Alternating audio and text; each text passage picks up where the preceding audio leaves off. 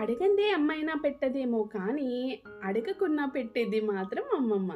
అమ్మమ్మ వాళ్ళ ఇంటికి వెళ్ళినప్పుడు ఆమె ప్రేమని ఇదిగోండి ఇలా కమ్మటి వంటలు వండి పెట్టి చూయిస్తుంది. మా అమ్మమ్మ ఎంతో రుచిగా వండే మటన్ కర్రీని ఇప్పుడు చేసి చూయిస్తున్నాను. మరి ఆ కమ్మటి మటన్ కూర చేసేద్దామా? హాయ్ అండి, welcome to my channel cook with Shweta Ashwin. మీకు ఈ వీడియో నచ్చితే లైక్ చేయండి, షేర్ చేయండి, అలాగే సబ్స్క్రైబ్ చేసుకోండి. మరి ప్రాసెస్లోకి వెళ్తే నేను 250 గ్రాముల మటన్ని శుభ్రంగా పసుపుతో కడిగి తీసుకున్నాను.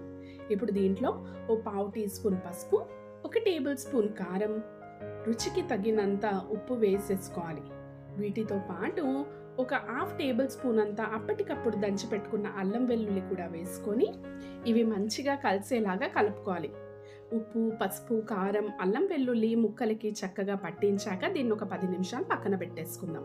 10 నిమిషాల తర్వాత ఇప్పుడు దీంట్లో ఒక 3 మీడియం సైజు ఉల్లిపాయలు సన్నగా పొడుగ్గా కట్ చేసుకొని, అలాగే ఒక గుప్పెడంతా శుభ్రంగా కడిగిన పుదీనా, వీటితో పాటు ఒక 2 మీడియం సైజు టమాటోలు ఇలా పెద్దగా కట్ చేసుకొని వేసుకుంటున్నాను.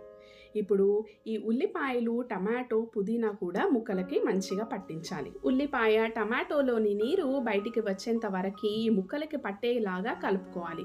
కలుపుకున్న తర్వాత ఇది ఒక 15 నిమిషాలు పక్కన పెట్టేసుకుందాం. 15 నిమిషాల తర్వాత ఇప్పుడు దీంట్లో గరం మసాలా కోసం నేను ఒక ఇలాచి, 2 నుంచి 3 లవంగాలు, చిన్న దాల్చిన చెక్క, అలాగే కొద్దిగా షాజీరా వాడాను. ఇది అప్పటిదప్పుడు దంచి వేసుకుంటే కమ్మటి వాసనతో పాటు మంచి రుచి కూడా ఇస్తుంది. ఎక్కువ మసాలాలు యూస్ చేయకుండా కేవలం ఉల్లిపాయ, టమాటో, గరం మసాలాతోనే ఈ కూర చాలా రుచిగా అవుతుందండి. దీంట్లోనే 5 పచ్చిమిర్చి, అలాగే 2 టేబుల్ స్పూన్ల మీద కొద్దిగా ఆయిల్ వేసి ఇవి కూడా ముక్కలకి పట్టేలాగా ఒకసారి కలుపుకోవాలి. అయితే కారం ఎక్కువగా ఇష్టపడని వాళ్ళు పచ్చిమిర్చి కానీ కారం పొడి కానీ తగ్గించి వేసుకోండి. మటన్ కొంచెం స్పైసీగా ఉంటేనే బాగుంటుంది కాబట్టి నేను కారం ఎక్కువ వేసుకుంటున్నాను. ఇప్పుడు దీన్ని నేను కుక్కర్లో వండుతున్నాను. అయితే ఎన్ని గంటలైనా సరే కుక్కర్ ఏమాత్రం వాడేది కాదు మా అమ్మమ్మ, బగునాలోనే వండేది. కానీ నాకు అంత వెయిట్ చేసే ఓపిక లేదు కాబట్టి నేను కుక్కర్లో వండి చూపిస్తున్నాను. ఇప్పుడు కుక్కర్ మూత పెట్టేసుకొని లో ఫ్లేమ్లో ఒక 15 నిమిషాలు ఉడికించుకున్న తర్వాత మీడియం ఫ్లేమ్లో ఒక 5 నుంచి 6 విజిల్ వచ్చే వరకు ఈ కూర ఉడికిపోయింది. ఈ కూరలో మనము ఒక్క చుక్క నీరు కూడా యూస్ చేయము. అయితే టమాటోలో, ఉల్లిపాయలో ఉన్న నీరుతోనే దీనికి మంచి గ్రేవీ కన్సిస్టెన్సీ వస్తుంది. అయితే ఇది కొంచెం దగ్గరికి కావాలనుకుంటే స్టవ్ మీద హై ఫ్లేమ్లో పెడితే కూర దగ్గర పడుతుంది. నాకు ఈ మాత్రం గ్రేవీ కావాలి కాబట్టి నేను అలాగే పెట్టేసుకున్నా. ఈ గ్రేవీ చాలా రుచిగా ఉంటుందండోయ్.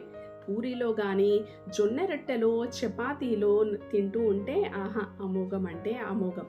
మా అమ్మమ్మ మాత్రం ఇలా రుచిగా అంటే ఎక్కువ గ్రేవీతోనే ఇష్టపడేది. ఎక్కువ గ్రేవీతోనే వేడివేడి రైస్లో కూడా చాలా చాలా బాగుంటుంది. ఒక్కసారి కర్రీని ట్రై చేసి చూడండి. ఆ గ్రేవీ ముక్క లోపల వరకు వెళ్ళి మటన్ చాలా టెండర్గా ఉంటుంది. తింటూ ఉంటే కూడా చాలా జ్యూసీగా ఉంటుంది. మీరు కూడా ఒకసారి ట్రై చేయండి. మీ ఇంట్లో వాళ్ళు ఖచ్చితంగా ఇష్టపడతారు.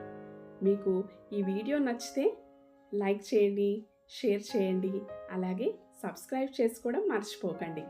And thank you so much for watching.